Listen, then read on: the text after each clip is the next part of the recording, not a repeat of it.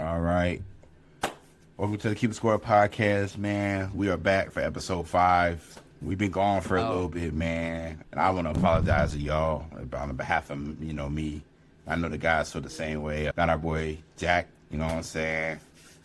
Jackie Legs in the building. But yeah, you want to speak on like just where we've been and what's been going on with you and everything, you feel me? Honestly, man, just been locked in, trying to keep shit moving. Really been trying to do the pod, but it's been difficult with everybody's schedules. We all 4 in different states, so it'd be hard to like meet at the same time. Luckily, we all are on the same time zone. There was a time where we were doing the pod, and I think we were on like our first couple episodes, we might have been on a different time zone. I think somebody was on the West Coast, maybe Trey.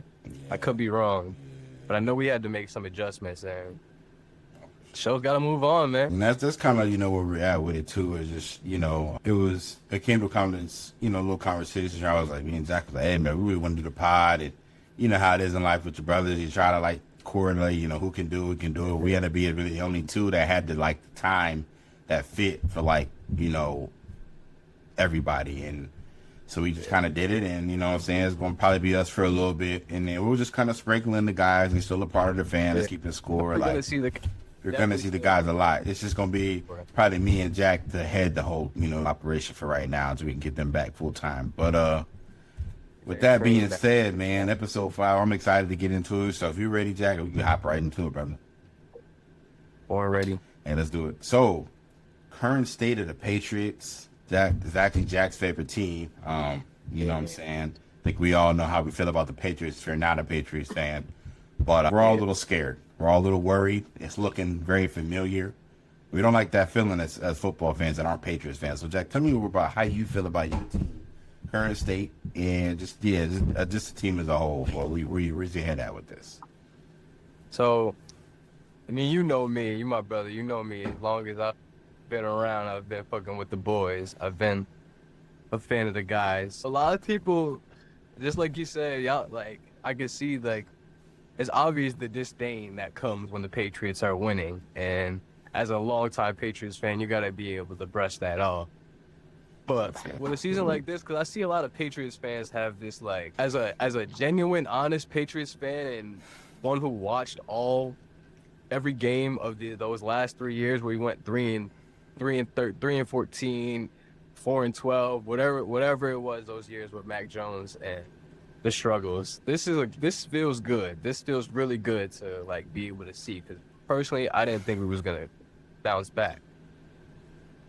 I think that this is a promising year. I haven't looked at it as a Super Bowl year up until this past week. Like with this past week and the way things have shaped out this past Sunday, seeing how the Eagles took some L's, how the Rams, being the 2 strongest teams that I was most fearful of, took some L's. The Chiefs haven't looked that strong this year either. They're not somebody that I'm afraid of. They definitely picked pace up, but overall, I'm happy where we're at. I love the changes with Vrabel. I love May. I think that my only issue so far is that like we're in this in-between phase with trying to satisfy Ramondre Stevenson and all he's done with us over the past three or so years. I don't think it's enough to be cutting into Trevion's touches as much as it does, but if you guys watching the games, Trevion does as good as anyone can with the touches that he gets. So, facts. Hoping that tie starts to change come playoff time. Outside of Trevion and Drake May, that's really all my thoughts. I'm happy where we at. I'm ready for the playoffs. To be honest, you about to take some punishment out on the Giants. Take out some of this built-up anger. Hey, yo, for the Giants neck, yeah, it's gonna get ugly. Pray tomorrow. A little 40 ball on their neck real quick, you feel me? For sure. So with that being said, man, just to piggyback a little bit, I can say from a biased perspective, I think y'all have really impressed me. Drake May has looked as about as everything you can want from your first round quarterback. You know what I'm saying? Like he's just looked elite. MVP. Yeah, I mean honestly, the MVP, he might be running away with it here in a little bit. To be honest with you, if he hasn't already, 10-2 is hard to argue, and he's playing probably the best quarterback can play in the league right now. So it feels crazy to say that that's the case right now. Drake May is the MVP favorite. That's crazy. Not for sure. But it just goes to show you, though. I mean, you when you have a culture like that can get you through rough times. We have a culture of winning. The culture might change, but the expectation doesn't. You know what I mean? Like Vrabel, those guys, they know going into the building every day that like the Super Bowl is the goal. Even when you last year you were 4-12, everybody was like, "Oh, man, the Patriots are back." You know, now that they're going to be what it's like for everybody else. It's like the culture didn't change because you're 4-12. It's just we got to find the right guys that can fulfill the culture that we have here already. And obviously you found that recipe and you see what happens, man. So, you know, and I know for me, you know, segueing into, we're going to talk about the Chargers and where I'm at with it. That's been my biggest problem with the Chargers since I've been a kid is like, I feel like we've always had a lack of identity. Yeah, as of this, you know, this year where I'm at is injuries. I mean, I could almost say that's been the problem for the last 4 years for us straight. It's just been injuries at the worst time. Justin Herbert was hurt a lot last year too. And then this year, speaking on, you know, on this day today, Justin Herbert fractured his hand today. And so, I mean, that just doesn't tell you right now. It's his weekend or it's his throwing? I want to say it is his, I just saw that before he came on too. Either way, it's just the same old tale with the Chargers, man. We have a good year. We start out 4-0. Everything is looking good. Joe Alt goes down with a high ankle sprain. 4 weeks, done. Najee Harris tears his towards Achilles, cooked. Or Marion Hampton goes down. And it's just like the injuries start to pile up. We lost Khalil Mack week 2. So, I mean, we lost Rashawn Slater in training camps. It was just the injuries were just piling up. And after a while, that shit, you know what I'm saying? It's like that car that, like, you mistreat for a while. You know what I'm saying? And it's a good car, but at the end of the day, like, those small little nicks, they start to build up. To one point, it just starts to crumble a little bit, and it's not working the same. After a while, we starting to slow down. You feel me? And then we don't have Khalil Mack, so now we don't got pressure on the quarterback. We lose, so we get blown by the Redskins.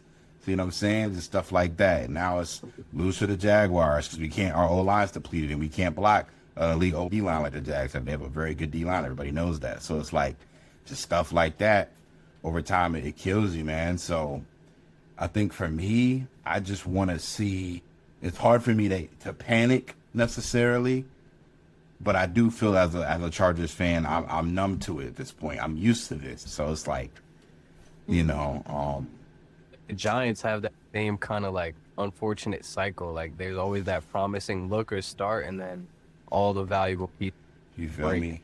At the start of the year, I remember I was telling my wife, probably like last year actually. I started the year with Herbert a franchise QB. That's the question that I have written down here. And I remember watching the Chiefs game, first game of the year, and it was the first time I had seen Herbert look like the best player on the field. Like, regardless of position, he looked like the best guy on the field. Burden the ball, and everybody knows me. That's the thing I've always wanted from Herbert from the day I saw him was like, use your legs. You're 6'4", and you every time you take a stride, it's 2.5 yards. Use your legs, bro. You know what I'm saying? Get down. He's a good runner. He's a smart runner too. He don't take a lot of hits when he runs. So it's like, use that. Every quarterback in the league right now that's elite, they have an athletic ability to them.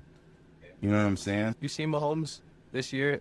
Both of them, they're running a lot more. You feel me? You got to use your legs. These defenses are too fast. They're too complicated to not use your legs to bail your teams out of good, out of bad situations. So if I had to answer that question right now, in terms of the QB, I'd probably say yeah. If I mean, I could see him winning a Super Bowl for us, but I will say that I gotta see more from the O-line. Like, and I know again, it's hard to say that because the two best tackles in the NFL per people, are hurt right now. So it's just like, we playing with spare parts right now. So it's hard to say that like I can't blame for some of these interceptions that he's throwing because I can imagine feeling rushed every time I drop back and I got to get the ball out of my hands in the net or I'm going to get like punished. So you feel me? He's going to make a little bit of untimed throws. The start of the year to Justin Herbert now, the only difference is his O-line is terrible. When he was confident the first 3 weeks, he was leading the league in damn near every category. The O line got bad, his play got bad, and that's low key kind of been Justin Herbert's thing. You can always tell when he's not confident in his O line. He starts making throws that he's rushed. It's never on time. He starts just trying to force everything. So, last thing I'll say about that is hardball, man. I forgot who it was. It might have been. It wasn't you. Our fellow keeping score mate Joe asked me. He was like, "How long do you think you giving hardball?" And I hadn't even asked myself that question yet, y'all. Like, I hadn't even thought about the concept of even thinking about a hot seat for coach. Like, to me, like, he's a night and day difference from Brandon Staley, respectfully. You know what I'm saying? I like him more for sure. I didn't like him because I didn't want him bringing that Michigan-ass offense that he had with running the ball all game with a guy like Justin Herbert. I was like, that don't match. To me, it didn't make sense. Fan, I cannot. As a Michigan fan, I cannot stand our offense. I can't stand. Like we just, Michigan, they just run the ball all game, and that's great if that's what you like to do. But it's the NFL. That shit don't really. You gotta be two-dimensional. Like you have to be in this league. So to me, it was like I like this year because the first year he came in, it looked like Michigan. He was running the ball all game. And it wasn't really our vibe, especially with Justin Herbert. He was doing a whole bunch of play action, and that's fine. But this year, right? You said what? That was J.K. Dobbins, right? Yeah, J.K. Dobbins last year, who I wasn't really a big fan of anyway. Good though. And he was, he's solid. No hate. I like J.K. Dobbins for what he does. You know what I'm saying? But it just looked like too Michigan, too much run the ball all game, and then once the run stopped, now we're throwing the ball. It became predictable. But this year, I felt like he was like, oh, shit, I got Justin Herbert, a consensus top 7 quarterback. I should probably be throwing the ball all game and make sure the run is well mixed in. Okay, cool. That shit works. You know what I'm saying? So I like what he's done with the offense this year as far as kind of just saying we will trust Justin a lot more than we did last year. And I like that. Now, in our defense is looking really good. Our secondary is one of the best in the league. We be killing shit on the secondary. They're young too. They hungry. I like hungry secondary. They want the ball. I feel that. My problem with us is the D line. Got to be addressed, in the draft, free agency. It's pitiful. I almost looked. So I'm sorry.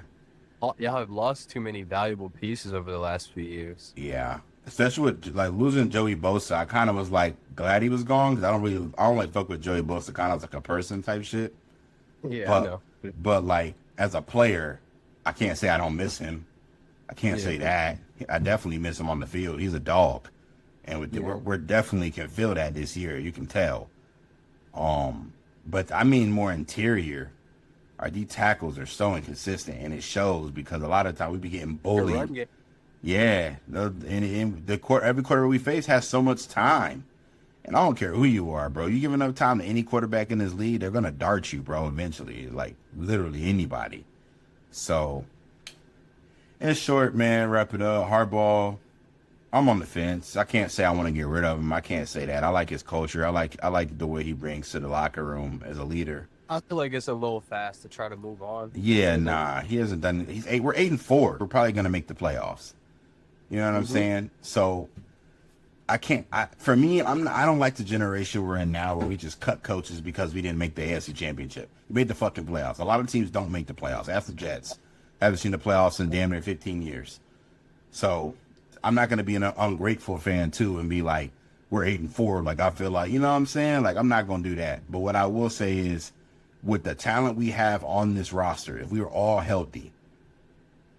Next year, we all come in healthy with our O-line healthy, Rashawn, Joe, hopefully some tweaks with the guard position.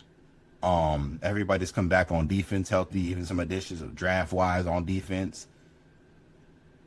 I would expect an AFC championship opportunity, i.e. divisional, to go to the next one. Like, I would expect that. You know what I'm saying? Like, divisional would keep me in hardball around for a while. Hell, even if we go to the AFC chip, don't win it, I would at least feel good about that. Like, okay, he can get us there. We just got to tweak the team a little bit. So, yeah, that's where I'm at with it, man. Now we're hopping. Since we're talking about our teams, we're going to talk about one team in particular. So, Jack, I'm going to swing it to you. Are the Colts for real? I think their realness comes from the defense. And as we know, a great defense or a good defense even wins games, wins enough games to compete. They in a playoff picture, but we had this conversation too about Daniel Jones. Is like, is he gonna be able to make? I mean, we seen it today with the Texans game. I pretty much watched the first half and most of the second half. He looked. It's not a problem with him looking good or looking bad. You know what I'm saying? It's like, can he take over? Can he take over the game? It's not like he got to go for 300 yards. He got to throw 3 touchdowns.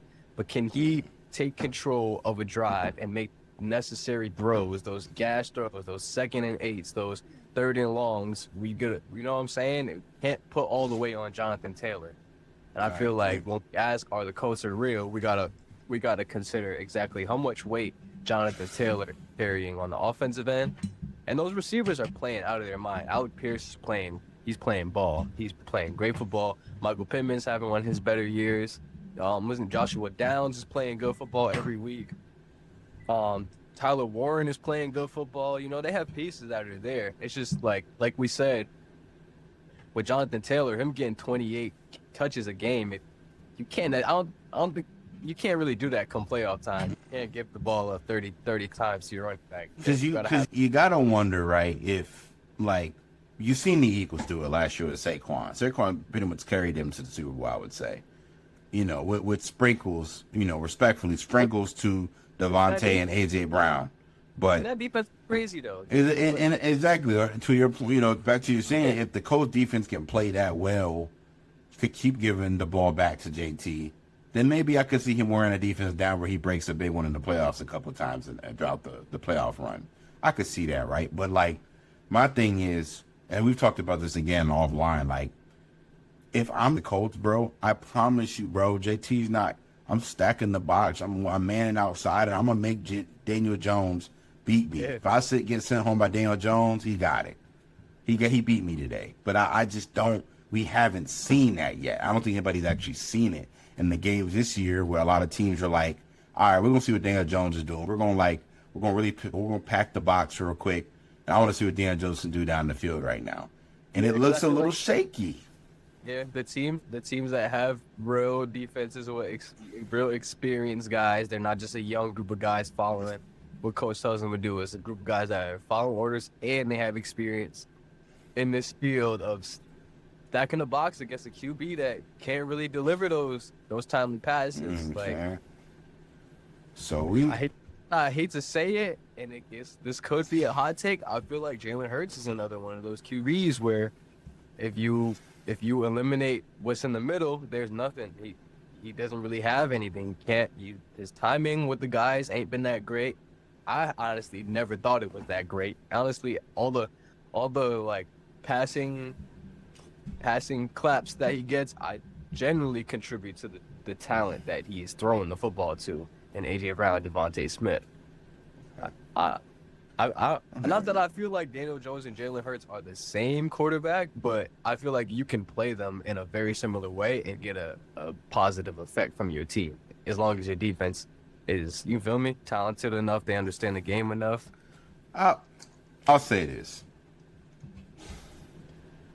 And the only reason I compare them is because I know that it's an AFC when it boils down to who's hot on this side of town.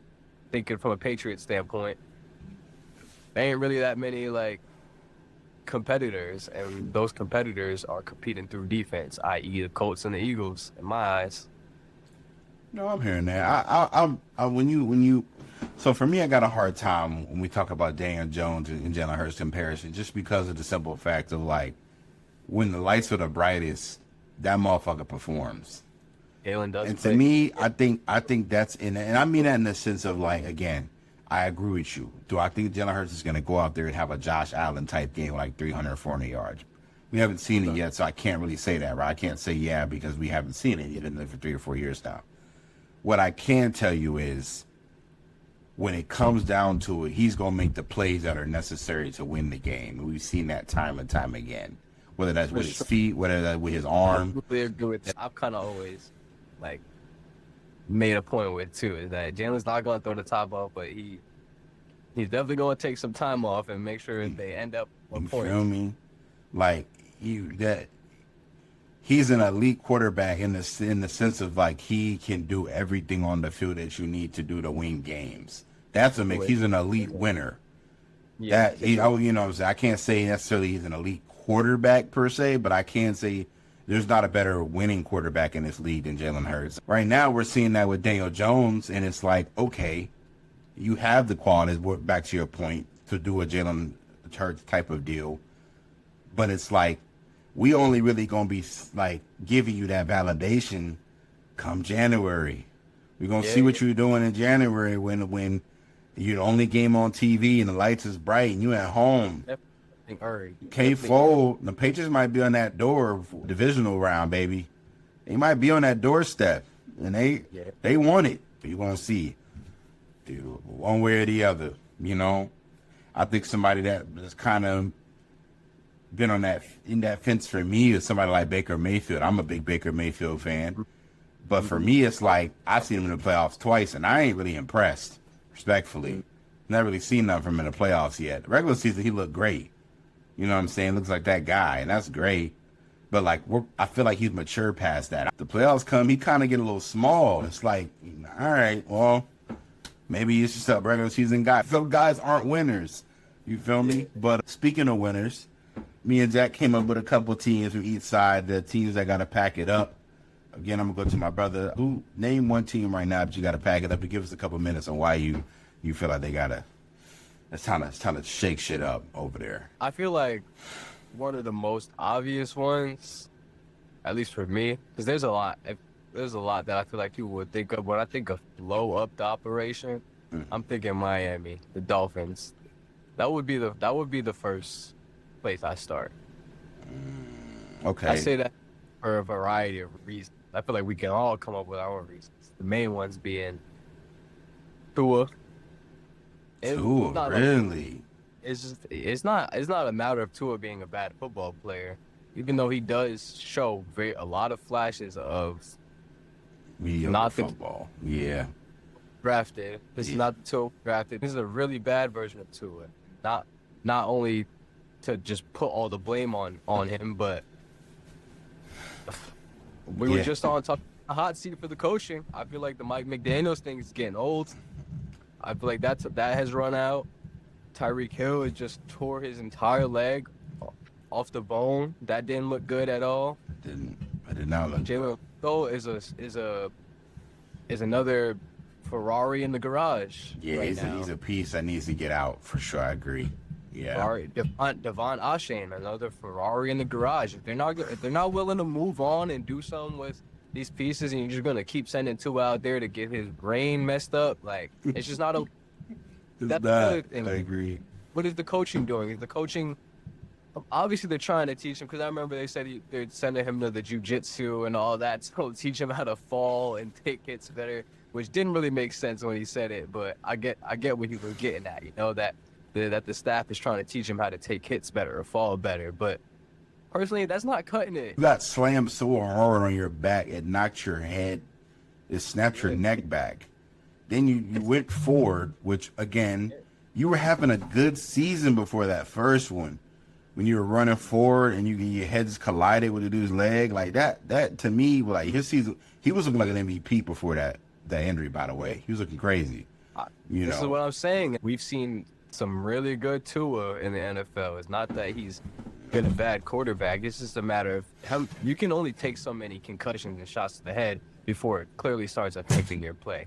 Now, whether that could be a personal opinion, but I generally feel like if it's not confidence or shaking up his mental configuration, you can only get so many, those aren't mild concussions. Those are severe concussions. Yeah. He went. I believe he went stiff on one or two of them. No, I think he was You know on what both. I believe. I I'm think. saying? Yeah, I think the first one he got up and passed and like fell over, and the O-line had to like walk him to the And sideline. I think the second one he was like stiff. he's So, had three already. Three. I think Yeah. he's had three Yeah. bad ones already. yeah. As a bro. coach, organization, as a guy that I drafted high with high praise. I've watched him for the same way 3-4 years in a row. We got to do what's best in all of our interests, because we don't want to watch that happen to you again, and we nah. want to win some football games. So Facts. we got to move on. It's a business for sure. Blow this up. It's definitely a business, and they and gotta we- consider that. And to not throw it all on the Tyreek. I mean, Tyreek Hill is not really being cheetah anymore, you know? So It's about that time for him anyway, I think. So, I was saying, and it's not like they've had a poor defense or a bad offensive line. They've had good running backs. Ollie Gordon, they just drafted. Ashane was good. Raheem Mostert had a crazy year last year. yeah, I I would remember blow all it shit. up. Yeah, I changed. Yeah, I mean, they got a good group. You know what I'm saying? I think right now I think the rest of their slate is looking like the Dolphins, Steelers, Bengals, Buccaneers, Patriots. I mean, they could easily probably go like 5-2. I mean, I would say, yeah, I would say. Ooh, that's rough. I don't know. There's a couple of games that I mean, they've even won games that they weren't supposed to this year. You know what I'm saying? I would say 3-2. 3-2 for sure is my final. They'll probably drop a couple, definitely to you guys, and then I could see them losing to either the Bengals or Bucks. They'll be one of those, but they're not gonna win both. Yeah. That I think this year they have to heavily consider their makeup, their parts, and see if like this is something we want to do for another year or so. Because if you're asking me for outside perspective, I don't like any of it. Again, not that Tua is bad. I think Tua needs another spot.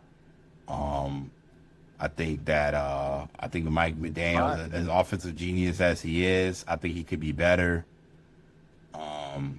So I don't know. I changed too good to be on a bad team, and if that's the case again, trade him, get draft picks, and just reboot that shit, man. Honestly, get rid of everybody. I wasn't going to Super Bowl anyway, so it's not a heartbreak to Dolphins fans. I imagine that they'd start over. You think Tua should be on a different team? I do. I tell you what, I could. You think that will work? The right team. Like What's the right? for him, so he doesn't have to go on with as much pressure. Well, not pressure, because there's pressure everywhere when you're a number one quarterback. But I mean, like pieces that he doesn't have to do anything outside of what Tua can do. I'd probably say somewhere like Pittsburgh. I could see it. It's it'd be a little different temperature for him out there, but the pressure would be a little more elevated. They like winning out there. They're not too in the department of losing at all. But he's from Alabama. Hell, he won a national. He knows what that's like. That's not different for him. And again, I think as far as it going to a team where it's already kind of built, when they just need a quarterback now to continue going in that direction, Pittsburgh's good. They just, you know what I'm saying? I think them getting a younger quarterback like Tua. Direction right now. You feel I me? feel like they're just going out there to play football. They don't have like a identity. As we go back right now, if we look at the Steelers are 6-6. I mean, that's pretty freaking good, and especially in that division. They should not be. No. So I mean, they lose A-Rod for sure. They get Tua next year. Say they just get Tua, he fills in. I could honestly see him in the same spot next year with a chance to go to the playoffs with him. So, but yeah, man. My team is this is one of those teams where I was kind of segues into what I was gonna say for my packing up team. One of two teams was the Steelers. Yeah, I had him on my pack it up list. Speaking of them, because I mean, I did not know that. yeah, I didn't I like didn't when know they. You said what? I didn't know you had them on your Yeah, because I was thinking like just teams when I said blow it up. Now that I thought Yeah. understood, I looked at my list and I was like, low key. That's kind of crazy how it is like naturally segued into the Steelers because I was like, that's my Yeah. one of my teams. Is to me, I look at the Steelers and I'm just like, Should be I way fuck better. with Mike Should be Tomlin. way Don't get me yeah. wrong, Mike is my guy, And you but have said like this. I can't keep like the whole like I'm going 500 every year, so like you feel me and energy, so I feel like I'm good. It's like this not good though. Like it's not. It's the Pittsburgh Steelers. I got 5 Super Bowl rings. Y'all are winning. It's a winning franchise. We're not here. We're not invested in like 500 seasons. We're invested in like AFC Championship appearances. You feel me? And fighting for a Lombardi every year. That's not y'all. I don't even remotely feel like that's a team anymore over there like that. And Aaron Rodgers felt like a very desperate move to me to try to like find something quick to fix, and I wouldn't have done that personally. Not a fan of it. I would have probably just tried to either ball out with Will oh boy, what's that? Was old boy from Ohio State? Can't think of his name. Just got drafted there. Well, I would Maybe have much rather went and tried Will Howard. you feel me? Like I would have tried it with somebody. I don't know if Aaron Rodgers again. You see 6-6, and you're thinking like, damn, maybe that's. I mean, it's not the worst year, but Aaron Rodgers is back about a 6-6 quarterback at this point. Like, you know what I'm saying? And that You feel me? That defense is too good to be 6-6. And I'm looking at some of these losses, like, you know, Bears are a good team. They only lost by 3 to the Bears. Bears are 9-2. They lose to the Browns. No, they beat the Browns so far this year. They were losing that game. They lost to the Seahawks. They beat you guys. I mean, you know what I'm saying? So it's like there's flashes of them being a decent team, like, but then again, it's like the office looks like it's in shambles. And for me, it's like I gotta blow that up. That's for me, it's what did it for me. It's just like it's not consistent, it don't look good, and I just don't know. You went and got DK Metcalf, and that was nice. I was like, oh, that looked good. He looks good in the Pittsburgh jersey. But then it's like all the parts around him just. I still like it. Oh, I love it. I just don't like. I don't like Aaron Rodgers there. I don't know. It's bugging me. He looks old.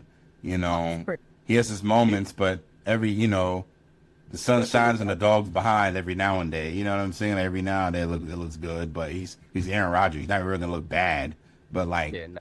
It just doesn't. Outdated. You feel me? Like they beat the Colts. Just think about that for a second.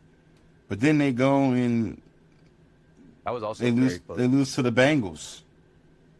And it's just like they beat the Vikings, another decent team. So it's like they're all over the place. You can just tell that like there's no direction because you can just tell by the wins. Yeah. We can be like, oh, we playing football this week. You feel me? And it's just like you got Chip Kelly coaching out there. You gotta wonder if you're the Steelers ownership and GM and the front office. It's kind of like, who's gonna say the elephant in the room about Mike Tomlin? Who's gonna say it first? Because you can't tell me that this is acceptable. Is that really like you really feel like Mike Tomlin needs to be moved on from in order for them to hit the next level of winning? I don't blame him necessarily for the whole thing. What I will say is, I feel like due to the quarterback situation over the last, how long has it been since Ben Roethlisberger left? It's going on like 5-6 years. Yeah, they haven't had a quarterback. No, they've been missed. They've been using scrapyard parts. I used to go. You feel me? Like they're going to the scrapyard and they're finding an old beater and trying to make it last for a couple months to the next spot. Like that ain't. It's the Pittsburgh Steelers. You know when you get a franchise on Madden and you hit the free agency list? You feel me? Brian. He's just trying to find something to hold it down because you feel me? Like, come on, man. Like you know what I'm saying? And then you go and you draft Will Howard. We all know Will Howard's not Look at the field. like, and then you go and get Aaron Rodgers. So that, to me, everybody can agree that's a win now move. You want to win now. A win now. Cool, but you're not gonna do that with Aaron Rodgers. Look, So now you just played yourself out of a good draft pick next year, a good draft pick, a top, with a quarterback class that's a lot better than the one last year, for sure. So it's like, wait. This quarterback is a lot better than the one from last year. for sure, 1,000%. Oh nah. Yeah, bro, I'd have to agree, bro. I ain't gonna lie. Career wise, or their time in Pittsburgh? No, hold on. Well, I feel like we're lost. I mean, like this quarterback class, as far as like going like this one coming up draft I wise. thought you were saying that Pittsburgh last quarterback at Russell Wilson wasn't better than Aaron Rodgers. I personally don't feel like there's much of a difference in the two. Oh no. I mean, we're both the same in the same jersey. Yeah. But I feel like Russell Wilson played way better in Pittsburgh than Yeah. Aaron Rodgers had. Yeah, for sure.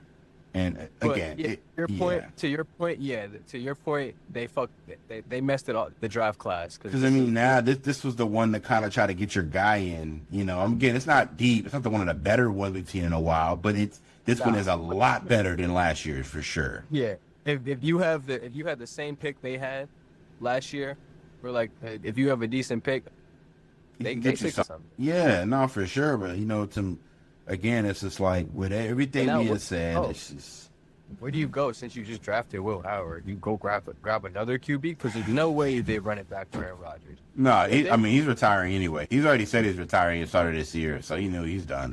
He did say that, right? Yeah, he's done. So like, I mean, you go Will Howard. They're gonna go get somebody in free agency. They're going to. So I think at this point, you gotta go talk to the boys in San Fran and see how much you want for Mac. Mac Jones. How much you want for Mac? What we talking a third round, fourth round? Like, what are my options here? Like, what can we do to get him in a Pittsburgh jersey? You feel me? You just moving. You just moving desperate. You feel you got to. I mean, you feel me? Like Jack. This is what they did to themselves, though. They put him in a bad spot. There's no they're in a bad spot now because here's what, or you know what you do to get back in good graces of like actually going to get a guy. You sit out. You don't do anything right quarterback wise. You go get a backup for Will Howard. You make Will Howard your guy in training camp. Get him coached up, and you go suck because Will Howard's probably not going to be a starting quarterback in this league. Let's be honest. No disrespect to Will Howard if you ever watch this, brother. I promise there's no shade. I just don't think you got a real opportunity this year ever. So it's like, I mean, they obviously didn't believe in you if they went and got Aaron Rodgers. They seen you and said, we're going to go get a 39-year-old Aaron Rodgers. That says a lot. That says a lot. They went and did that. You watch the Ohio State quarterback play a great year, a borderline Heisman year, draft him, and get a 40-year-old. They were like, doesn't want to play. That's like, I feel me? Had to beg him. Had to beg that man to come play for them. He was like, please come play for us. Streets in other country, not locking in on. So you either go knock on the doorstep of the 49ers and say, what can I do to get Mac Jones as our quarterback? Or you start Will Howard, suck, and then you hop into the Arch Manning sweepstakes. That's the way it's looking. I would have rather gone the Will Howard route and let the kid learn, win or lose, than go and try to do this with Aaron Rodgers and make us the laughing stock of the league. Yeah. But yeah, those are. Once someone touches the Jets, you don't go there. It's done after. Over. Once they go to from wherever they came from, if they left a place to go to the Jets, if they got drafted, maybe.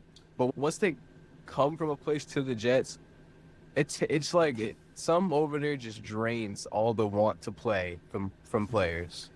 Speaking, so you're saying once a player goes there, like they have no It's done. You got it. Your second team is another team that I feel the same way about because one is fuck them, and you know how I feel about this next team. So who's your second team? I want them to hear this one. Yeah. Honestly, now that I brought up the Jets, I don't know if you want me to go on about blowing up the Jets or just bring up my second team right now. My second team, I got two more.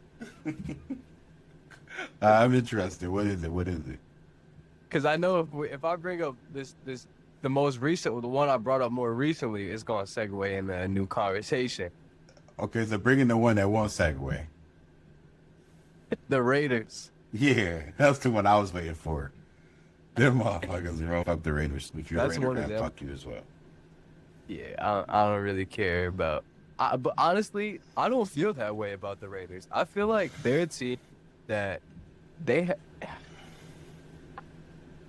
I don't want to say that fan culture has something to do with it, but culture, like how we were talking about identity and culture, does have something to do with it. Like, although the Raiders don't typically win games, like they haven't really won games in the last 20, 15 years, they always have like a very prideful, like Oakland demeanor to them, you know?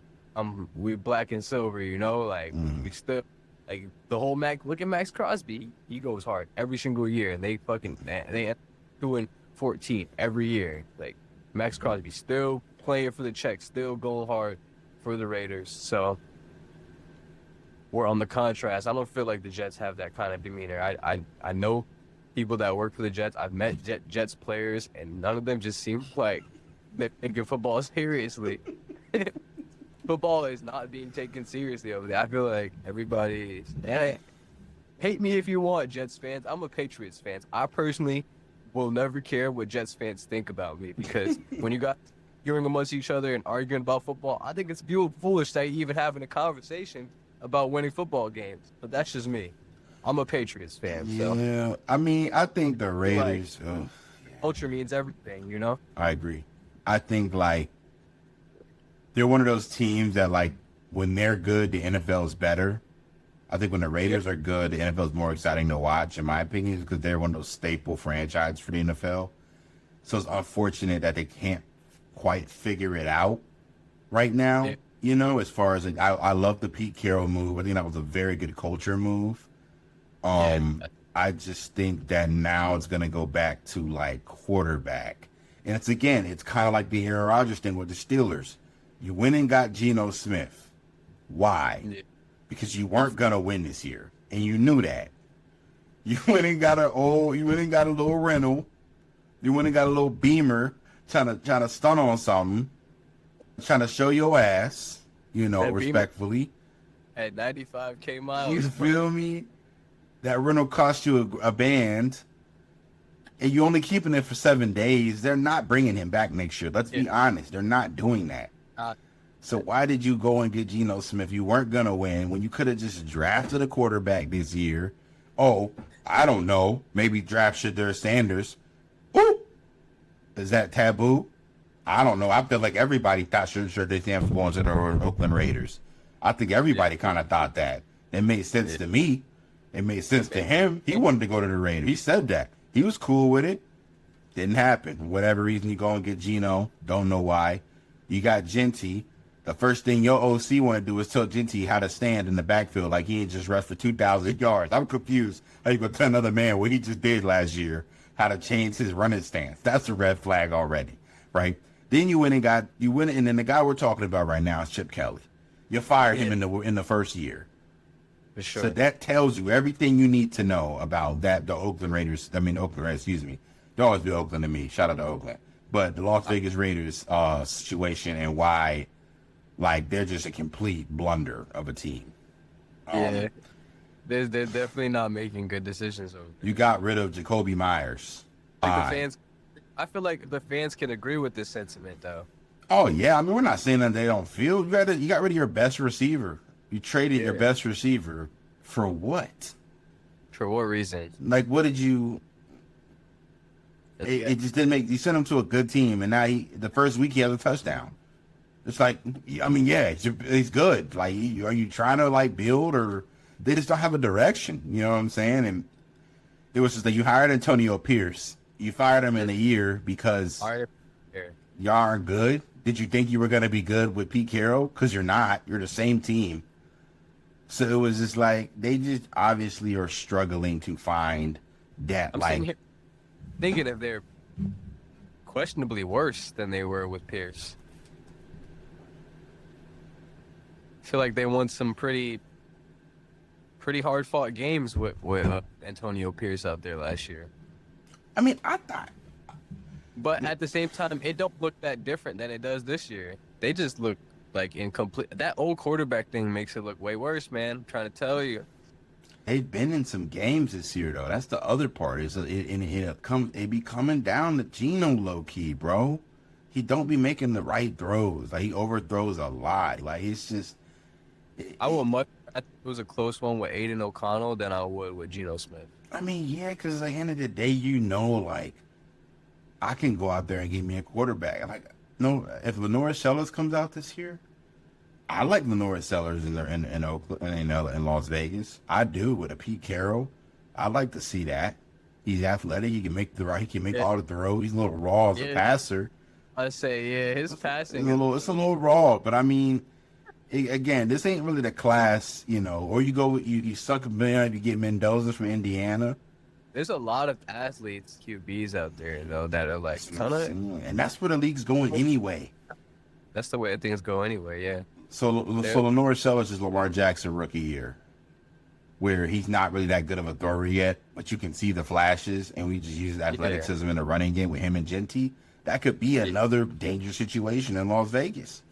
You know what I'm saying? But they got to find a direction, man, or Pete Carroll's not going to have more than 2 seasons over there in Las Vegas. I can tell you that right now. They're not trying to lose. They just moved to that stadium 4 years ago. They didn't move to Oakland to be ass. I can tell you that right now. So, and the last team is the Arizona Cardinals. So yeah, we did have a lengthy not the Cardinals as a whole, but we had that. I brought the Cardinals up. Long story short, it's time to part ways with Kyler Murray.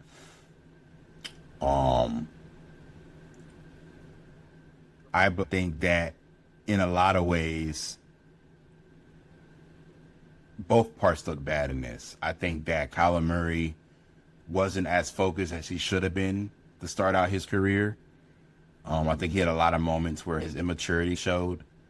And some of the things that were coming out about his studying habits and stuff like that, whether that's true or not, I'm one of those people, bro. I stand on this, bro. If everybody's saying the same thing, everybody's not lying. Yeah. So there's some truth to the fact that he's not a preparer like he should be at a starting quarterback position in the NFL. With that being said, if your own team is putting that out about you, to me, that's also a problem. Because you're supposed to protect me. I work for you. You work for, you know what I'm saying? We're a team. And if you put me out there calling me this bad study or a bad prepper, then it's like, you really don't fuck with me the way I thought you did, for real. You know what I mean? Like, you're supposed to be like, well, we don't know where that's coming from, but our quarterback prepares in the right ways every week to compete on Sundays. Putting that information out into the world says to me, you don't respect me as your quarterback. So it's like, you saying that about him, and you want him to come out there and play on Sundays. He gets injured, and now you say, well, he's never there for you. And it becomes this, well, we don't know if small quarterbacks work out in the NFL anymore. And it's just like, it always seems that there's a problem with Arizona and Kyler Murray. So for me, when I say blow it up, I think Kyler's got to go find a new opportunity, and they need to go find another quarterback. Period. Yeah. And on top of that, their defense is not bad. Their offense has been stagnant as hell. They got the best tight end probably in the game in McBride. So, I mean, there's a lot of bright spots at Arizona. But as we know in the NFL, you only go as far as the guy that takes the snaps.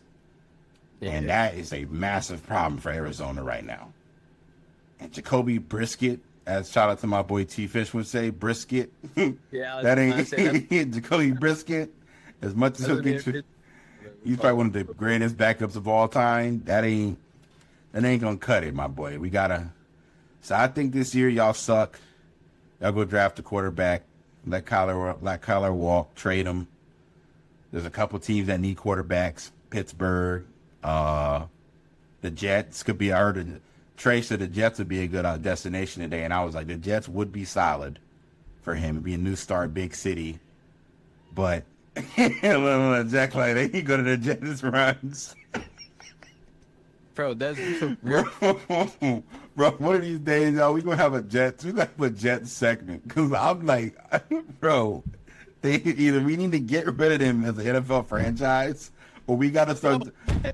they As an NFL fan, we have to support them at getting better, bro. We can't keep dogging them, bro. I'm a Patriots fan. There would be no such thing. Boy's about to be in the XFL. We gonna chill out, bro. Like, oh, bro, that like being from Jersey and growing up with like Nets fans, it's like they're so delusional. They're so delusional. It just kills me. So, I think that's career debt. So let's scratch the Jets off. So, to keep moving us along, bro. Pittsburgh. Yeah, no, we talk Pittsburgh. Nah, for Kyler. Yeah. Nah. I'm not really feeling. I honestly like the Jets, bro. I'm not gonna lie. I could see why you guys like it, but I generally feel like this is career. This career death. Because Kyler Murray kind of has that demeanor of like Jalen Brunson to me, if that makes sense. Like Jalen Brunson's not the type of person that would let the New York media ever affect him. Because at the end of the day, he knows who he is. He's confident in how he plays. He's confident in what he does. And that's not going to change no matter where he goes. I feel like that's kind of Kyler Murray. He's going to play the way Kyler Murray got him to this point, which is be elite with your legs, able to make every throw, which he can. He has all the talent. It's not a lack of talent for him. And I stand on that. I'm a big Kyler Murray guy. I just see him make too many crazy-ass plays for me not to think he can't do it. I just think the Arizona Cardinals just stopped having faith in him a long time ago. And I think he's starting to feel that. So, speaking of faith in guys, Shedeur Sanders, huh? Yeah. Yeah. No, I was agreeing with the Kyler sentiment. I think they're pretty similar. If you ask me, I think their stories are going to be around the same if he doesn't get out of Cleveland. His coach don't believe in him, man. And it's obvious. His coach didn't want him. You know, you can always tell those guys that, like, we've all had those coaches that you could just tell don't fuck with you, but because they're in the situation we're in where we have to, like, coexist, it's just a lot of coexisting with that relationship. You know, I like it. I don't feel like they joke a lot when they're, like, hanging out in meetings and stuff or one-on-one meeting with the quarterback and head coach. I don't feel like they do a bunch. It's very business with them. Yeah. So I like him in Cleveland. I really do. He's already changed the culture. I mean, I think did they lose today? I think they lost today, but he got hurt. Perfect timing. You feel me? I watched some of that game. They almost won. They were up for a minute. And I was going to say when we were talking about the Jets thing that I feel like Cleveland is a similar team. Go there, they just a franchise that makes it difficult for you to succeed. You know, they don't really have a desire to win. Like we had said recently, I feel like he brings a lot of energy to the locker room. I was watching some of the game and you could tell, like, Fannin, the younger guys that he came in with, Fannin, Sampson, Judkins, they all were like they've been running hard and playing hard because all those young guys have already been getting time. But you could tell that they've just been waiting for Shedeur to get on the field with them. Like, they were running harder than I've seen them run the entire year. Like yards after contact. I mean, real contact, breaking it off and ripping out of tackles. Like, they look happy to be playing with Shedeur, and that's something that, you know, you can only be happy with. And you can't. Another thing too is, like, there's certain things about quarterbacks, bro, you can't teach. You can't teach a guy. They can't teach somebody to be infectious to a locker room. You can't teach somebody that have guys believe in you off the rip before you even touch the field. People believed in him there's like when it comes to football, we played football. There's no such thing as blind hope in that shit, bro. If guys were telling you, like, I fuck with him, like, I can't wait to get him on the field, it's because you showed them something through your play that has them believing that, oh, he could be nice. You got defensive guys saying, I've been waiting for this. He has the whole team ready for him to take this spot. They've been waiting and begging. They're all The only person is your head coach. He's in the way. You feel me? Like, I hate to say it, like, Dylan Gabriel, come on. Like, we all seen what he did in Oregon. All them Ferraris running around and he looking like a Prius lost. He's just trying not to make mistakes out there in Oregon. That's all it was. You feel me? Like, I never saw him go out there and be like, damn, he the best player on the field right now. Like, I never felt that. I don't think anybody felt that way about Dylan Gabriel. Nah, I mean, nah. Never that felt was that way. Like, you drafted Shedeur on some here, man, shit. Somebody got to draft you. You feel me? Like, and then you draft Dylan Gabriel because you need a quarterback, but you can't take Shedeur first because we all see what was going on. We'll leave it at that. But, like, he comes in and immediately looks better than the guy you drafted ahead of him. Immediately. Making teams actually have to play ball. And you feel me? Like, come on. You can tell, like, you can see the visual difference in not only how the team is playing behind the QB. It was Dylan Gabriel playing out there versus Shedeur this past week versus, like, how the defenses were playing. Like, the defense, like, way harder this week than I ever seen them play the Browns since last, like, at least year, or other than Blacko is out there. Come on, bro. It's just it just shows you, man, that, like, and this kind of goes into our, you know, our next topic, just to round out, you know, our NFL top for this week is we got to give guys time, bro. Give guys time. I'm really hoping that Shedeur Sanders, like, just gets time to develop into. And in a way, I hope Dylan Gabriel gets a fair opportunity somewhere if it's not here. You know, I think everybody deserves a shot to get time to grow into and see what their real potential is in the league. There's so many times where it's like, oh, he wasn't good the first 4 games or the first season. We're kind of done with him. You know, like, you go to, I had Sam Darnold on. You look at somebody like Sam Darnold, like, it shows you that the NFL has a problem with development because there's no way that, like, he goes, last year it was 14-2 with the Vikings. The Vikings make one of the worst decisions I probably have ever seen in my lifetime. Franchise make with not re-signing him. We just put you 14-2. You lost 2 games last year in the regular season. I don't understand that. But you let him walk for free. Didn't even get no value for him. No trade, no draft picks, nothing. And then he goes to the Seahawks and they absolutely beat the absolute dog water out of you. The guy that you let go, you didn't score 1 point with your rookie quarterback because he's a rookie in my eye. He never played last year. They benched him, by the way. They benched that rookie guy today to keep his confidence. Like, the Rosmer kid, right? You feel what I'm saying? Your Michigan guy, you know what I'm saying? They benched your Michigan guy today. Nah. Yeah, your Michigan guy. He got in there and. Why didn't he play today? He had a concussion. You have a concussion? JJ, right? Let me see. I want to make sure I'm. Nah. What's his name? Rosmer started today. Did he? Oh, that's okay. Well, never mind. But I'm still, matter of fact, bro, I'm still standing on the point that I just didn't agree with that entire blunder of decision making the Vikings made. And I can tell you, Jay Jettas didn't like that either. Apparently. Why would he? He was getting. Come on. 42 and he was getting fed. Oh. You look at somebody like Baker Mayfield. You know, he was given up on by Cleveland. And then he goes to Carolina, and they're like, oh, he's awful. And there was a point where Baker Mayfield was at home waiting for a job call. Didn't know. He said he didn't know if he'd ever play again. All of a sudden, Tampa Bay needs a guy. LA Rams need a guy. Matt's done. I'll be done for a few weeks. Can you come in? Wins games for the Rams. Now he's one of the best quarterbacks in the league. I'm trying to tell you, you got to give people some time, man. It's not reality to come in and be Lamar Jackson and Josh Allen. That's not real. Those are anomalies. Look at Tom Brady. Same thing. I hate to say that, but Tom Brady. It took him 2-3 years to get on the field. You know what I'm saying? Like you don't just draft starters. That's not how that works. Like that system has always been the most effective, though, is like allowing a player to develop behind a more experienced player first, 100%.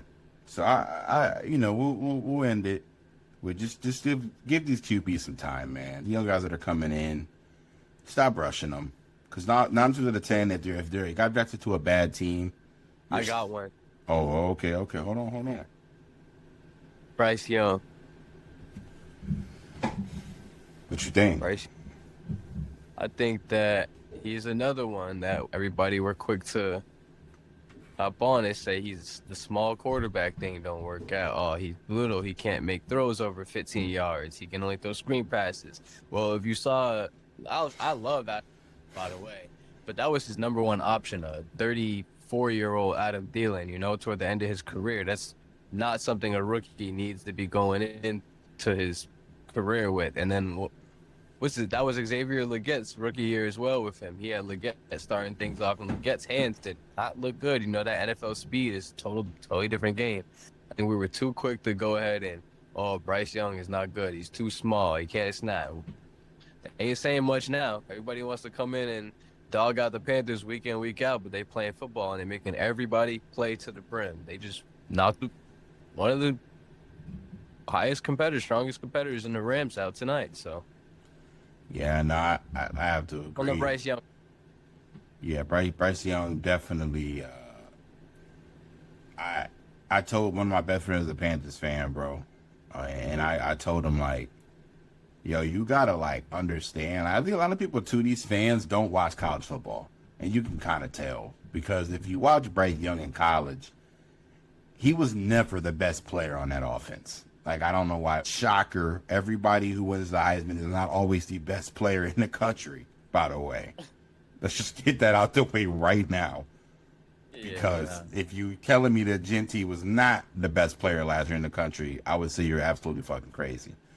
But besides the point, Bryce Young had a lot of good weapons around him in his time in college, which made the game a lot easier. And as it should be, that's what you want. Plenty. Rocket launchers, AKs, whatever you need, I got it. He had it. 2,000-yard backs behind him. Two 1,200-yard receivers on each side, X and Z. Defense has to stick. So defense, honest. we don't even gotta like speak on their defense on that team. Let's be honest. Like, that's Bama. Like, come on. So then you see that, you get excited. You're excited, and you draft him, and he goes to the Panthers. The Panthers. And then you're wondering why you're not seeing him be successful. Well, look around. Look at your team. It's not good. You gotta give him tools. You gotta give him somebody to throw the ball. And to your point, the difference in what the core last year, I was watching the game today, and I didn't even realize that they have the tallest wide receiver in the NFL. Every receiver is at least 6'4", the tallest being 6'8", and Jatavian Sanders is a tight end. He plays like a tight end, like receiver role. But he's 6'8". Like, he has targets to throw the ball to. And that's what you need for a quarterback that's not tall. It doesn't really help throwing 30-yard passes to Adam Thielen. And I love Adam Thielen. It's just, he's not a big target. Hell, when they got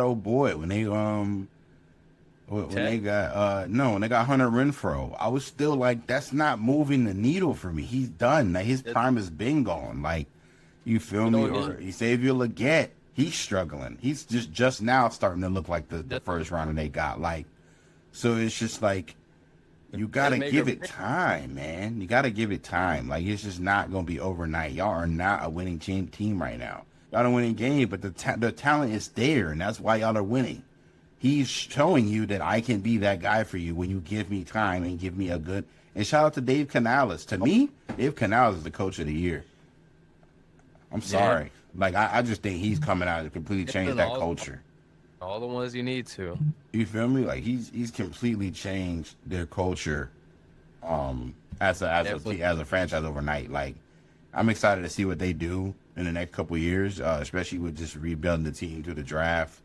Yeah, And with you feel me? I know Quentin Williams is a free agent this year. If I'm them, I'm Brink's truck. What can I do to bring you to Charlotte? But they get him, and their defense is going to be legit next year, for sure.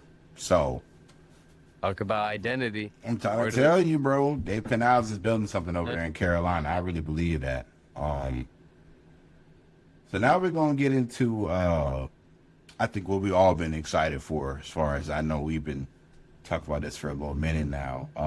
The NBA. We're switching sports here, ladies and gentlemen. So I'm going to do a little round right here for Jack, you know what I'm saying? And it is my hoops guy, man. So I'm going to throw some names out here. You talk about them for a few minutes, and we'll just try to do a little. I'm going to shoot it at you. Give me some tidbits. Let's talk about Jalen Duran this year. How do you feel about Jalen Duran? It's all-star season, by the way, obviously, right now, for sure. I got to say all-star. I can't agree more. I feel like this is like the step up that was necessary that they needed from him, and that really him and Cade. I know they got spurts of injuries going around the rest of the squad. Like, they're trying to formulate something like solid over there in Detroit, a solid group that they can call their own. That's more than just Cade and Jalen, but I do like his development, his game. He's been able to put the ball on the floor, shoot from the mid-range, something he was not doing at all last year. When he came in, we was thinking he's just going to be a shot blocker, alley-oop threat. He's a whole different monster. If you seen his high school tape, Yeah. I know you've seen it. Yeah. Looking very similar to the high school tape. That's crazy to say. Like, not too often do we get to say that an NBA guy is looking like his high school tape, It looks good to me. He's definitely taking a step up in his game. He's in that gym. 100%. Yeah, I've been impressed with him, too. I think when you're trying to win a championship, man, especially on a young team, you got to start to see some of these young guys take that step. A lot of guys, and I think it's kudos to his coach, too. We got J.D. Bickerstaff. I love J.D. Bickerstaff, by the way. He didn't like when Cleveland let him go. That was a little crazy. But Cleveland, Cleveland dropped him to pick up the old boy in Cleveland now. I can't think of his name. He's such a weird name to me. Oh, they do have He was on the Warriors bench for a while. I can't. Yeah, damn, what is it? It's gonna bug me too. It's bro. When I hear. Wait. Oh, damn. Can you get it? Can you get it? Nah. Can you get it before I look it up? Nah, just go ahead. I'm about to. Piss me off. It's already busy. I can already see it. It's that older boy. Man, It is. I was about to say Kenny Atkinson. Kenny Atkinson. I knew it, dude. It's the face. Yes, bro. Yes, right bro. there. But when you know what I'm saying, when you have somebody like JB Bickerstaff, who is notoriously like a player's coach, he instills, empowers, in that confidence in you to play your game. That's honestly what they need from Jalen Duran. They don't really have it too.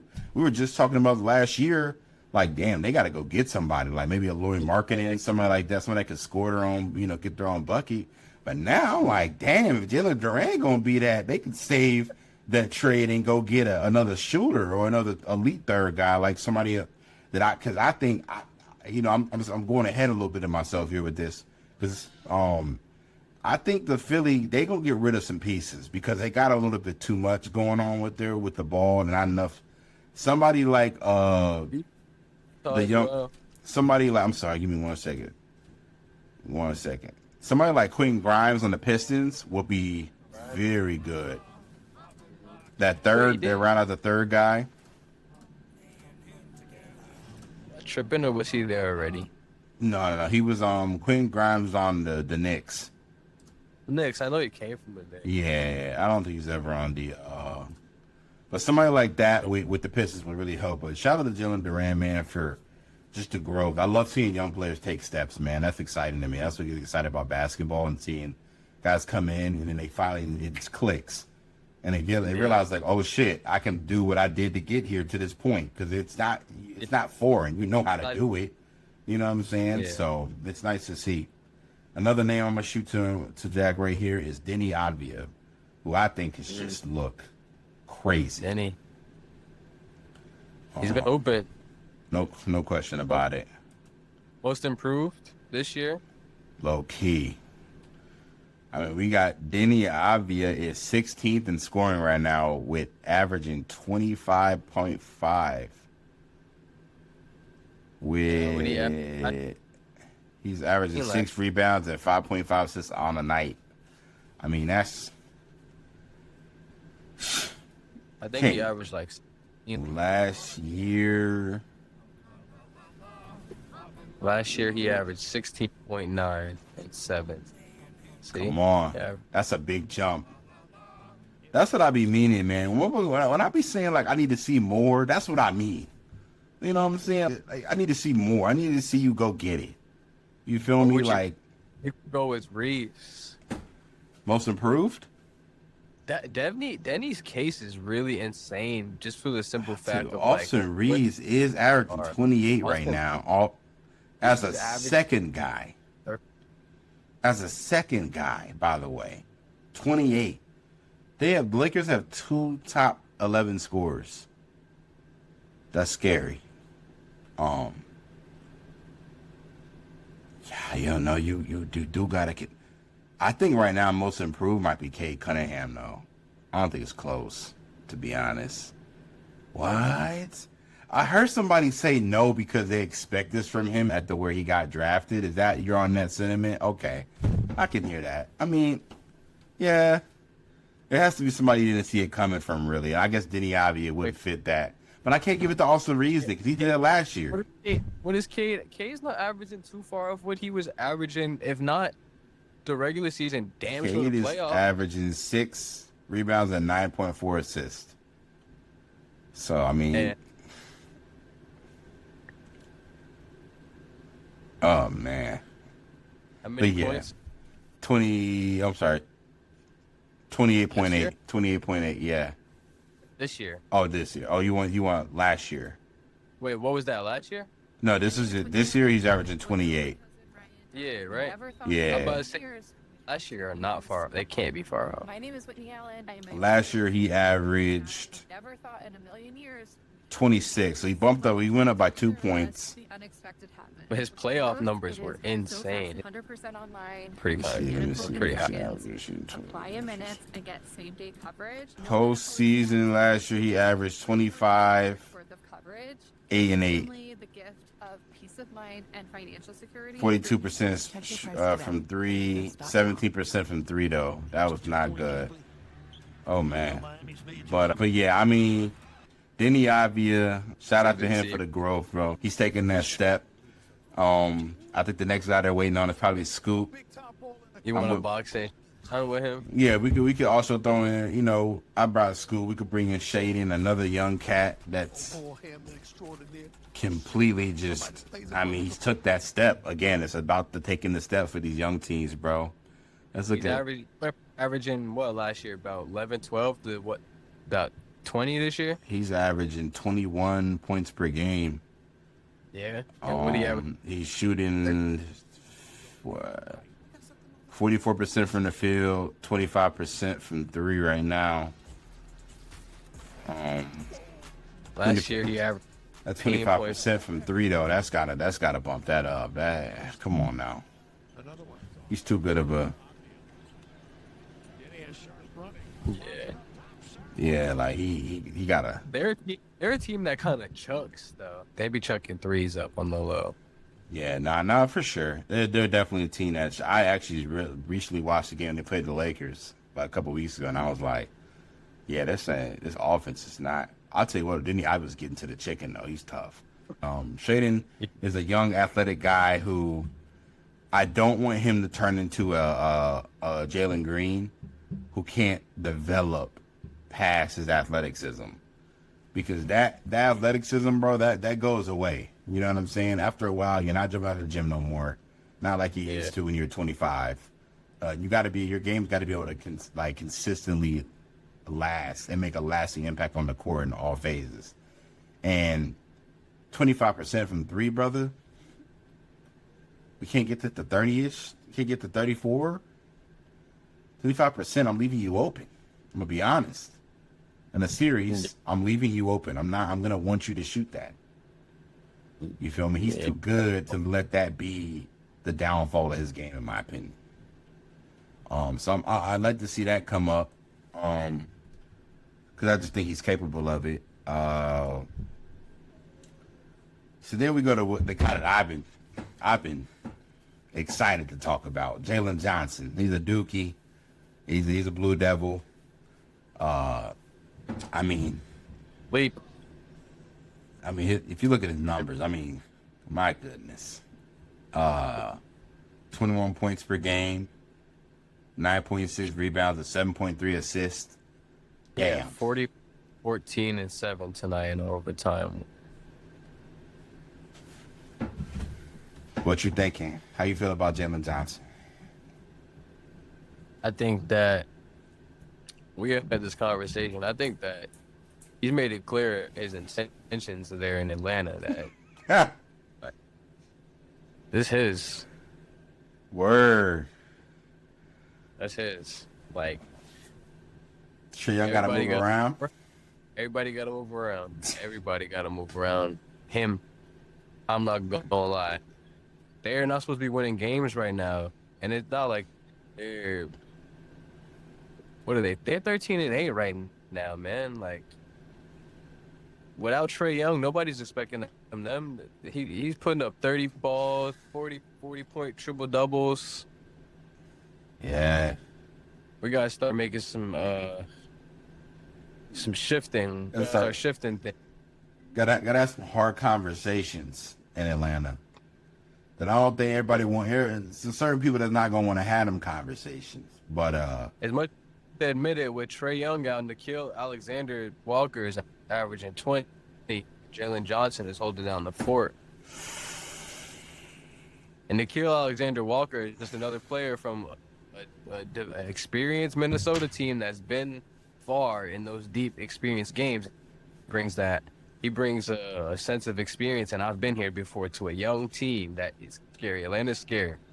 They're the team that we was looking at last year with the Pistons, that they're just one, if it's not one player away, just one confident development away. And Jalen Johnson is. So question for you, with Jalen Johnson playing so well, right? Do you, when Trae comes back, do you let it play out a little bit, see how it mixes with the conversation to Trae, like, hey, we kind of want to see Jalen Johnson kind of run this a little bit. I need you to play kind of off the ball here and knock down, be a shooter, which you are, and be Trae, but we need you to kind of take just a slight secondary role. We want to see how this plays out.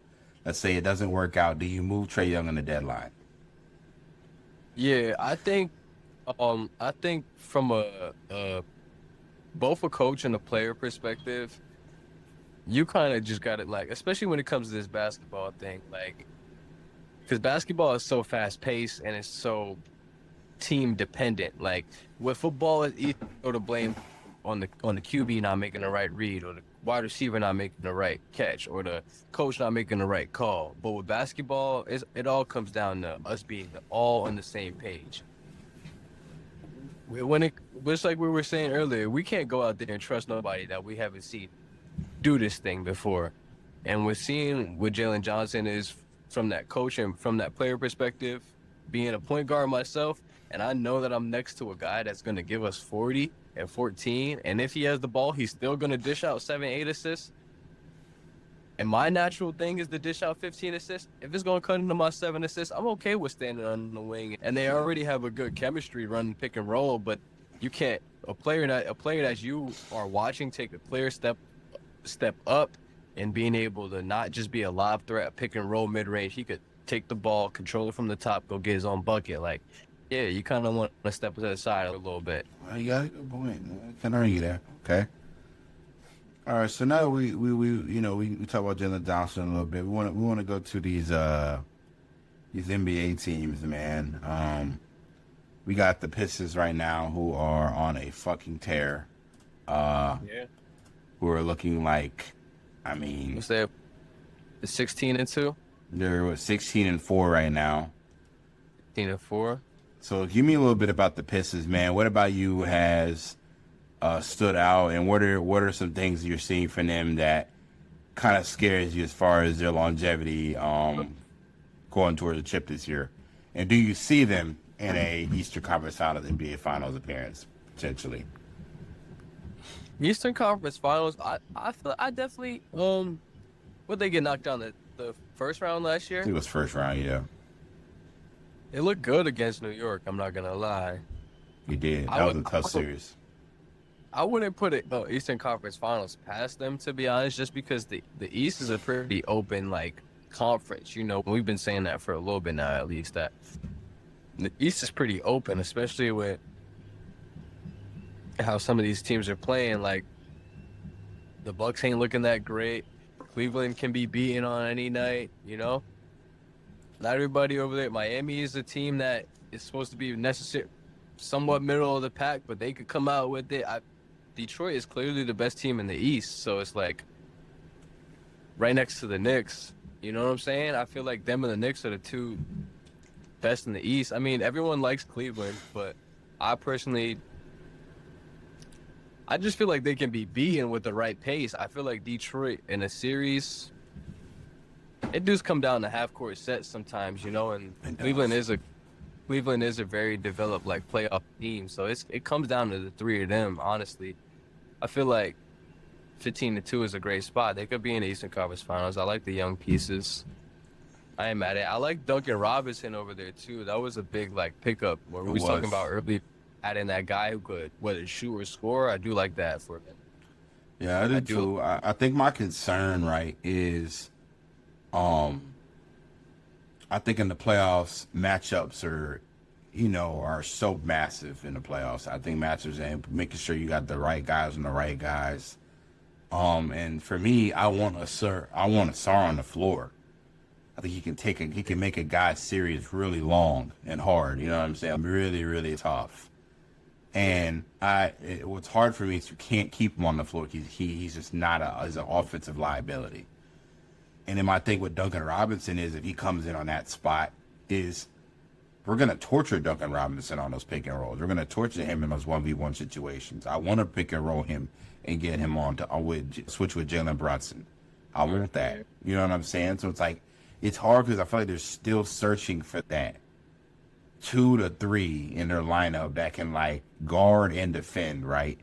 I know that they have Ivy, but they're trying to work Ivy in. He's been hurt. He's still trying to warm up and get his legs under him. He said it in an interview, just trying to get in that shape, that game shape. He hasn't played in for damn near a year.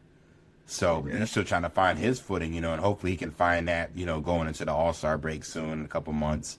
So I'm just excited to see them. I love Detroit. I love when Detroit's good in the NBA. I love that. It's like giving me old nostalgia vibes. The Bad Boy Pistons, they're really taking that on now with this core, with this new group of just being those guys that are going to beat you up for the entire game. When you come into Detroit, you know what time it is. I like that energy. That's fair. They gonna do it. No, definitely. You feel me? That they're not shy for contact. They don't mind getting in your face. Maybe whatever you want to be on. I like that energy. That's good for them, man. So I'm excited to see the Pistons rest of this year, and hopefully some of these guys can develop, even more than they already have, in Cade and Durant, and we just need another. Hopefully Ivy can finally just take that step. And I really think if he can find his footing, I think they could be scary in the East, and you definitely could see him in the finals. So another team is, I don't know what else to say about these guys. They've just been on an absolute heater. The 20-1 Oklahoma City Thunder. You heard, they haven't lost at home. 20. They've won 12 straight. They're on pace to break the all-time regular season record, wins record. I think they're going to beat it, to be honest. At this point, the 20-1, it's crazy. So, yeah, man, give me a take on the Thunder. Yeah, like what about you is standing out with them when you watch? What to you is like, do you think they're gonna repeat? And who's guys that have kind of took that step for you as far as development outside of Shea, J-Dub, and Chet? Did you notice? I've been very fond of Jai Mitchell and although Aaron Wiggins got hurt, he definitely like their depth is crazy, man. Because anybody on that roster, basically anybody on that roster, could give them 20 as long as you give them the top shots. I feel like a Jai Mitchell has been able to like take like even with J Dub being out, he made it known that when J Dub comes back, that the bench is his. You know, like when the bench time needs to come, he's going to be the one taking control. And Kason Wallace got some starting time, and he's been able to. You feel me? He's been able to take control of the facilitating. Honestly, he just plays defense and he facilitates. I can't be mad at. Definitely. Really, got going on. It was Jalen, dude, what's his name? Not J Dub. Jalen Williams from Arkansas. He was injured for a little bit too, I believe, but he just came back. So they're starting to get their pieces back. Honestly, they get scarier every year. They get scarier every problem. no, definitely. I've noticed too is like whenever you have a big injury from one of your stars, like that's kind of like the time I feel like as a coach to kind of see what's your stuff, like who are your guys that down the line I can rest Shea because I know Casey's gonna be able to come in and give me those minutes if I want to rest Shea for a couple nights, or J Dub. You know, I know he just came back, but I sit J Dub and I want to sit Chat just for a couple nights just to see like, well, you know, I gotta know that I can come on a road trip with 3 out of 4 wins. They've proven that everybody on this roster is ready. And that's very rare that you can see down the line. There's not nobody is just worried about starting.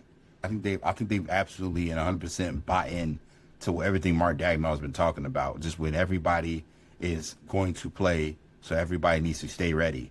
Because you feel what I'm saying? And I just think like, I mean, it's just impressive, bro. I mean, 3 years ago, they were not good. And they've come in and have completely taken the league by storm. And the worst part is they're one of the youngest teams in the NBA. So there's no like, damn, I can't wait till we get done with this. No, they got about 5 more years of this. But a lot of these guys don't get hurt. That's the other problem. Shea don't really get hurt. Knock on wood. You feel me? Like they stay healthy. Outside of Chet, you know, Chet's been their biggest injury guy. Even him, they went and got Hartenstein, which was a nice pickup, just in case Chet goes down, which is fine. Chet might not be a 70-game guy. I got another guy that can fill his role. J-Dubs took a massive step last year. So, I mean, you look down the line, these guys are ready to play. They're not going to be able to keep all these guys. Money-wise, Well, some boys are getting paid on that team, for sure. So, yeah, bro, they have a squad. I'm looking at the West right now. I got to pull it up. I mean, Denver might be a problem for them. Houston gave them a good game for opening night.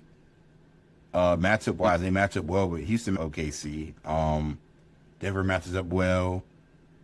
Lakers, not so much. Minnesota matches up well, but they're trying to figure out their game right now. So yeah, I mean, right now it looks wide open for the OKC to run away with this shit again. Honestly, barring something crazy, you know, not go with barring injury or anything like that, they're gonna be probably. I can see them win the chip again, which would be the first back-to-back in what was it, 2018? It's like 7 years. So yeah, bro, it's starting to look good, man. It's scary hours for the West right now. I'm not gonna lie. But speaking of OKC, we're going to one of our last topics of the night is the MVP. Right now, if you had to rate Luka, Shea, and Joker as MVP, second place, and third place, what would be your standings right now? Shea is my favorite guy on the list. But if the Lakers finish top 3 and Luka, it's hard to disagree with Joker, man. If the Lakers ended up at 1 and Luka averaged 30, it still won't amount to. Maybe if he averaged 35, but it's still not a 30-point triple double in top three in the West. It's not the same. It's a different. I gotta agree with you. I think that when triple double does carry a lot of weight. I think also Luka averaging 35, and if he averages 35 with the 8 and damn near 10. I mean, and if it's top three, I mean, it's almost like you and again you hate how the MVP voting goes. You really do hate how they do it. Because you don't want to give it to Jokic again. I mean, they do that. They look at it like he just won it 2 years ago. So now he's winning, what, 3? That's 2 in 4 years. And it's like, that put, again, then he goes to like, that's putting him in rare air. Conversations are going to have some hard ones. People are going to be in their feelings with this.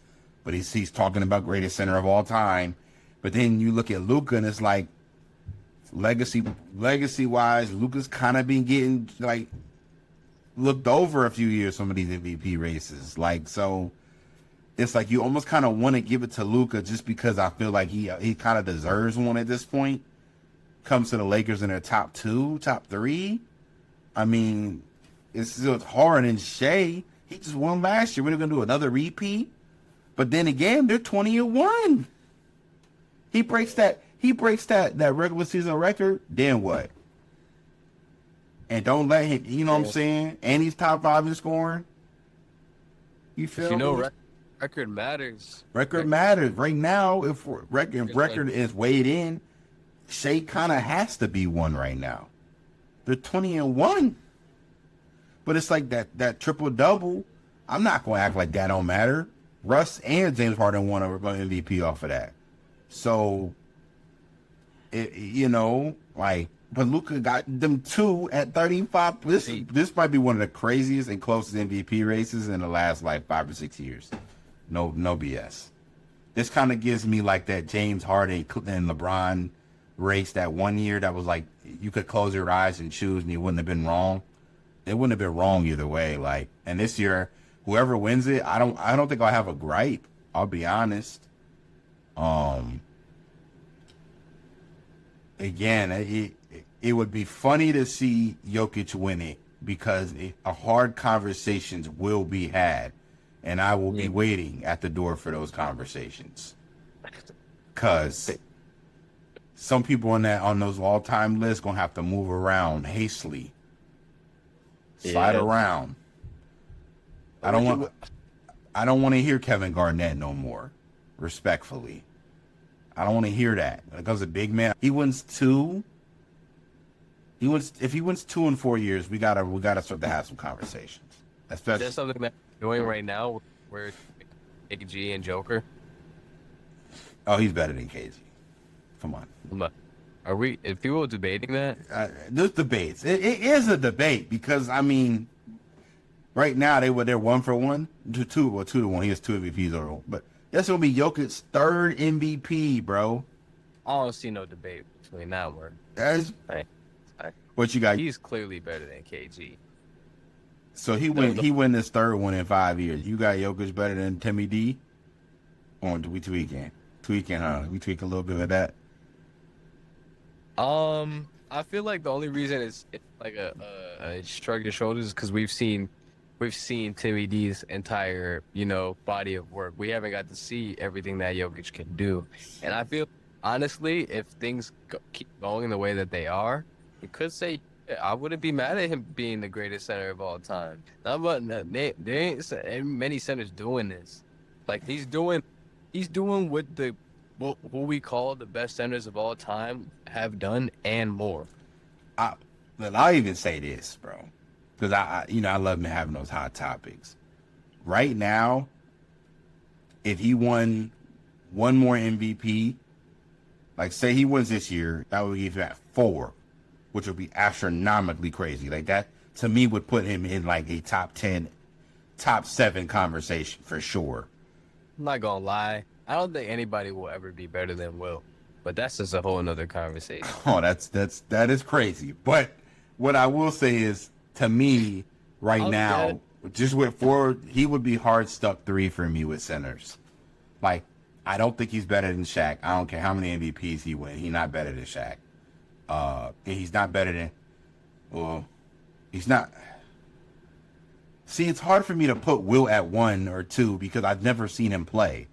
We've only seen, like, you feel me? Like, like we talk about Will like the Loch Ness monster. Like, we never, you feel me? Like, how am I supposed to put him over somebody that I've never seen him play but in clips that are in black and white or they're color enhanced? Like, I'm not, I can't take that serious. What I can say is, I don't think going Kareem go. Yeah, Kareem's better. Yeah, that's what I meant. Thank you. You just put me on game with that. I was missing somebody. I knew in my head. I was like, I'm not saying somebody. Yes, Kareem is 1. I would say Shaq is 2. Jokic is 3rd. Hey, Kareem just might give Wilt a bad day. I don't know about that. Kareem was tough, man. Yeah, and Jokic win 4 MVP. Let's see, he gets 2 more. Wilt might really punch some shit on Kareem. I think Jokic is hard stuck 3. Let's see, he gets his rings up. He's hard stuck 3 at center. I'm sorry, because I get the 4 MVPs, but like, where are your chips? Where your chips at? Shaq got 5. You got Shaq and Kareem over it. I do. Shaq got 4. Excuse me, not 5. I ain't mad at it. But them rings get up there in the conversation. Oh, Jokic was another ring at 2 and another MVP, so that's 3 MVPs and 2 rings. I'm not gonna lie to you. Shaq gonna start to feel that pressure. It's gonna get real uncomfortable, bro. You know, Shaq don't like being told people better than him, but that's a real conversation if Jokic get another ring and MVP though. As far as Luka goes, man, we gotta see Luka in another finals. Just to round this conversation, you gotta see Luka in another finals. I gotta see him perform better in those finals than the last one he did. And win a ring. I really believe that he's gonna win one over there in LA. It's coming soon. I'm not gonna lie to you. I really do believe that. I believe he's one of those players who he knows where he needs to be as a professional athlete. Like, he said it himself. He doesn't plan on playing long, and he's one who, like, at each of his levels has, made it to the highest point. I feel like, he has his work cut out for him. He knows where he needs to be. That's fair. I can agree to that. Luka definitely probably one of the better players I've seen and like watched in my life that always knows where to be on the court. He's always in the play. He makes the right play damn near every time. He's one of those guys that, like, I could tell every shot he shoots, he's 1,000 times taking that shot. You know what I mean? Like, it's not new to him. You feel me? So, Shea, same way. Like, every shot he takes, you could tell it's damn near. He could do this blindfolded at this point. He's a very good defender for a guard. You don't see that very often anymore. Hey, I know he plays great on ball. Like, he gives me that Kobe vibe. Like, he'll guard the best guard on the court. You know what I'm saying? The best player on the court if it's not out of his position. So I mean, for sure. Yeah, this is the tightest MVP race that I've seen in a long time, in my opinion. And I'm thankful I'm able to been and watch that. So we'll finish off with something that I added last minute. We and Zach were laughing about this. I want to say this as clearly as I possibly can. I want to be respectful about this, right? But at the same time, like, I want to be clear. I'm a very big Bron fan. Jack is too. We love Bron. I've been watching Bron since 2003. I remember the windmill like it was yesterday versus Sacramento. I supported his Miami Heat decision when nobody else did. I was actually hyped when he left. I love the villain arc. But I say that to say now, year 40, you have 2 top 11 scorers on your team. You are 14-4. This is easily the best record you've been a part of in LA outside of the bubble year. I'm not going to lie, bro. You've been crying for years about, I want to play off the ball. I'm tired of having all the pressure on me. Like, I want to be able to sit back and kind of like, you know, support. You let guys lead while I support from the side. Yeah. Brother, this is the team you've been asking for the last 6 years. You got 2 young guys that can go out there and get it every night. All you got to do is play your damn position, which is Be LeBron James, just off the ball. Make the good passes, knock down your three. You've been shooting 40% for the last 2 years. Still keep doing that. And I promise you, if you play, just be LeBron James, the best of your ability, y'all will end up in the Western Finals. I guarantee that. You don't got to do nothing different. That means when Lucas say rock, it should already be going in his direction. Go stand in the corner and let him work and just be ready for the shot. But with that being said, there's going to be moments when LeBron James needs to be LeBron James. And somebody as great as you are, as a savant of the game, you're going to know when those moments come up. It's not new to play off the ball. You played with Chris Bosh and D. Wade. You weren't always the lead guy every single game. Some games, D. Wade, you can admit, D. Wade kind of got us out of some of them series in Indiana, respectfully. Brown was kind of a little small. D. Wade used to, you feel me? Used to get out of them jams. The bell. You feel me? He used to bail Brown a little bit crazy in some of them series back then. So you know how to play your second fiddle role, damn near third. So just move around. Don't make it hard. Don't make it as painless as possible. Because let's be real frank here, Fron. This could be your last year in a Laker jersey, brother, if you don't play your card trade.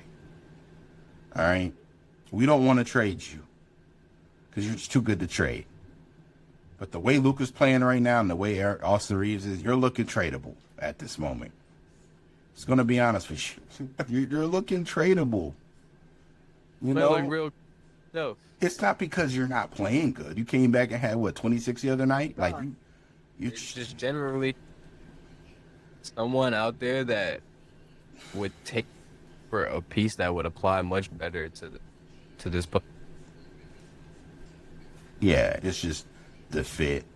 It's just the fact that, they don't really need another dominant ball handler right now like you. They could use another. What kind of player would you be looking for in exchange for Brown? And because you're gonna have to throw some, and not just take them. But I would definitely try to get somebody like Jaden McDaniels in Minnesota. I was thinking Anthony Edwards when you said they're like Julius Randle. It's funny that I went to Minnesota. I think somebody like a 3-and-D guy, but Jaden McDaniels will still get you 20 on a good night. Because you can still put the ball on the floor. You can get to his own a little bit. I don't need him to do that, though. That's not his job when he comes here. His job is to do what he does in Minnesota right now, which is guard the best player on the wing and knock down open threes, score off the dribble when you see an opportunity. But I don't, the third guy. Because I don't really want another high-volume shooter. You know what I'm saying? So you got to be careful because if you bring in a guy like, you said Randall. You bring somebody like Randall, he's shooting the ball 15 times a game. Yeah. But you kind of want somebody that's going to shoot at least 10 to 12 times a game. You still got Aiden. Aiden's going to put up 15 shots easily. So, you just kind of got to decide, this third guy really has to understand his role when he plays these two. Yeah. Yeah. Hey, Randall not hearing that. You mean I can only shoot the ball 12 times a game? Yeah, that's not going to work for me. You mean I can't ISO, come up the court and hold it for 15 seconds and then back somebody down? No, you can't do that. If I back somebody down. You feel me? Take a little one-leg fader. Come on. You're not doing that. Yo. You're going to hear that buzzer, bro. Come on. What are you doing? With the ball up. You feel me? When Bron took that little first night back, took that little 36-footer and barely hit the rim, gang. That's the shit we was talking about. Don't come in here and start doing shit like that. That's not you. You feel me? So we really need somebody you said Ant. We can cut this part, but you said Ant. Ant's crazy. You talking about they gonna trade Ant. You not feeling Ant no more? It's like that. Ant gotta go. Just feel like they all some Julius Randle shit. That's it. It is starting to feel like Julius Randle team, ain't it? Hold on. I gotta look at the stats. What's that? It's been hooping. Let me see who the leading scorers are in this team, though. consistent though. Julius Randle is behind him by 5 points though. Don't get it twisted. It's No, I'm close. saying. Yeah. Because he's on like a 5-game streak of like 30 and 40. It's like, you getting those 30s and 40s. See, Jaden McDaniels only averaging 15. They could use that on the Lakers, bro. That little 15. Oh, 2025, but no, I ain't going. You feel me? Like, if Ant got on there, bro, that would not work. That's too much ISO. Like, there's a limit on how much ISO a team can have.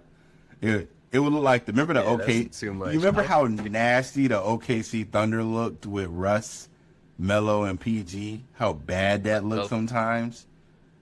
Yeah, and they were just taking turns squaring up with niggas. Mad nasty. Like, they would come down the court, throw it to Melo. He would do back it down for 4 or 5 seconds, fade. Then PG come down, little tween, step back.